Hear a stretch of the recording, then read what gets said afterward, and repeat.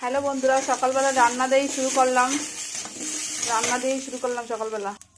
বন্ধুরা, সকালবেলা অনেক কাজ করেছি, দেখাতে পারিনি, ক্যামেরা অন করে রান্না দিয়ে শুরু করলাম।